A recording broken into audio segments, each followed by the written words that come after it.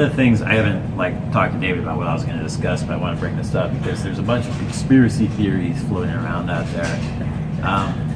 Well, I mean, so I think it's easy for a farmer to say, well, no, David's got perfect soil, or he's got like a perfect situation, or everything's just great on his farm, and it's not really how it is on my farm, or the weather was good, or we know that weather has an impact. But can you talk a little bit? I mean, you talk in your presentation quite a bit about the soil test and your CCs and organic matter. So well, we do not have any magic to it. I mean, most people when they look at their soil sample, they're like, really? Come on now.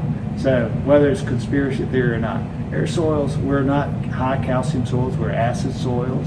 Our CECs are 6s. We have some down in the 4s. We don't have our highest CEC soil on our farm that we operate 7.5. So we're pretty coarse sandy soils, mostly a fine sandy loam texture. And fertility, we don't have manure access to us, so we're using commercial fertilizer. Cover crops are part of an area. We're in an area because of environmental concerns. Cover crops play an important role. I'm not much in the cover crops, but we do a lot of green legumes because we grow small grain. So we do realize that, hey, our soil's not perfect. You figure out a corn plant is a corn plant, regardless of where it's at. It has certain needs, and it takes heat to grow it. So we just realize that if we keep it balanced and keep it fed, don't let it starve for water, then we can have, or you can see some tremendous results.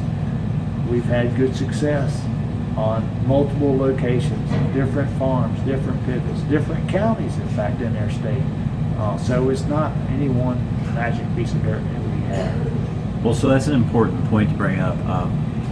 I think David said that he's got the average field site he has is 20 acres. Yeah, just a little less than 20 acres.